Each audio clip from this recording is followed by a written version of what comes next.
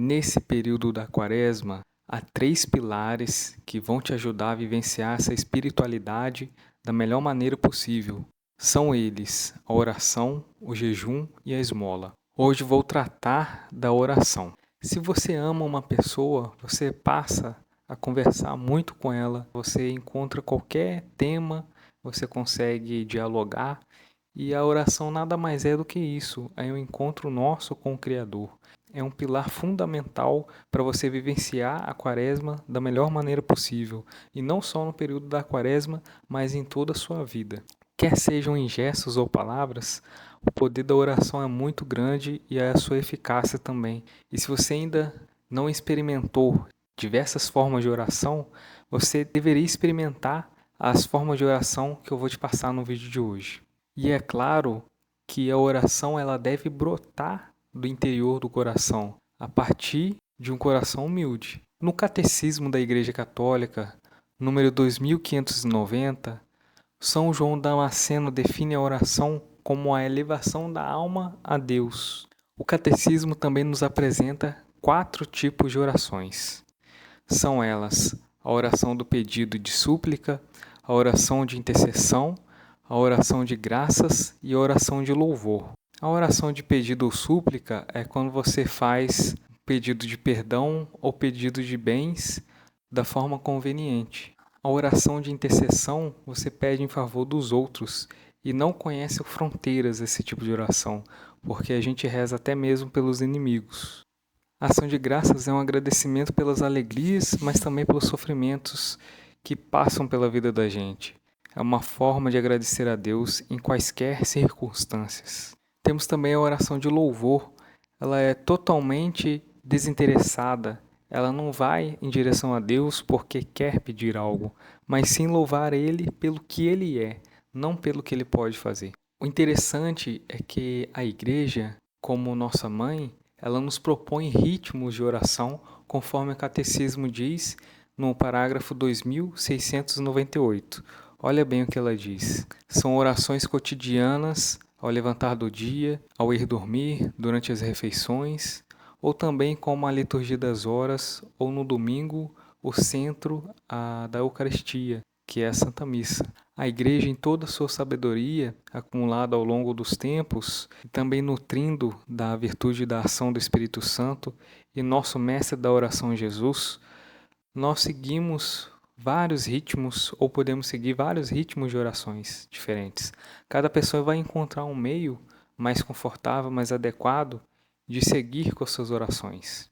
E falando sobre orações, nós sabemos, principalmente nós católicos, existem fórmulas prontas de oração, orações prontas que nós rezamos, e também existem aquelas orações espontâneas. Talvez não seja tão comum em nosso meio, no meio católico, ver isso, mas as orações espontâneas, elas são muito importantes porque brotam do interior do coração. Entretanto, as fórmulas de oração, as orações já definidas pela Igreja, elas de modo algum são vãs repetições, como dizem algumas pessoas de uma forma um pouco imprópria, até porque são orações seguras na fé. Nada mais são do que doutrinamente corretas, mas aptas a não cair em erros ou heresias. Você sabia que existem 3 expressões principais que a tradição cristã acumulou ao longo do tempo de expressões de orações? Nós temos a oração vocal, que é a mais conhecida, aquela que todos fazem ou a que todos sabem. Temos também a meditação e temos também a oração contemplativa. A oração vocal, ela pode ser tanto das fórmulas prontas, como eu já disse, tanto a oração espontânea, também muito necessária para alimentar a fé. E o interessante é que essa oração ela pode ser feita com palavras orais ou palavras mentais até. Já na meditação, podemos utilizar as Sagradas Escrituras, imagens sacras, a liturgia do dia, a liturgia das horas, algum livro de espiritualidade, até mesmo o terço, o rosário, ou, como diz o Catecismo, até mesmo o livro da sua vida, ao meditar. Como no exemplo da Lectio Divina, da leitura orante. Você lê, você contempla, você medita. É uma ótima maneira de orar. E temos a oração contemplativa, que é um amor silencioso, entretanto não é passivo.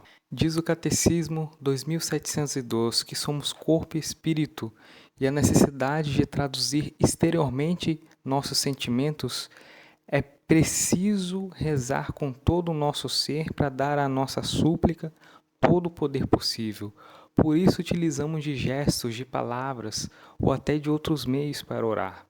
E isso faz bem. Por fim, eu gostaria de salientar que até existem muitas objeções a fazer o exercício da oração. Nós vivemos num mundo muito secular e pós-moderno. Aliás, arrisco dizer até mesmo pós-cristão. Uma sociedade que já foi cristã, hoje não é mais. E nessa sociedade há muitos e muitos e muitos que fazem objeções ou não veem valor algum na eficácia ou na oração. O Catecismo, no parágrafo 2727, a seguinte objeção: devemos também enfrentar algumas mentalidades desse mundo, as quais, se não formos vigilantes, nos contaminam. Por exemplo, a afirmação de que o verdadeiro seria apenas o que é verificado pela razão e pela ciência. Rezar, pelo contrário, é um mistério que ultrapassa nossa consciência e nosso inconsciente. Os valores de produção e rendimento, a oração, sendo improdutiva, seria considerada como inútil com essa ideia. O sensualismo e o bem-estar material, considerados como critério da verdade, do bem e da beleza. Em reação contra o ativismo, a oração é apresentada como fuga do mundo. A oração cristã, no entanto, não é um sair da história, não é uma fuga do mundo. A oração cristã não está divorciada da vida. Isso relata uma das objeções do mundo moderno, ou do mundo até mesmo pós-moderno, em relação à oração. A oração ela tem muita eficácia. Faça experiência, principalmente nessa quaresma. É um dos 3 pilares que sustentam a espiritualidade desse período: oração, jejum e esmola. Aguarde os próximos vídeos sobre jejum e sobre esmola.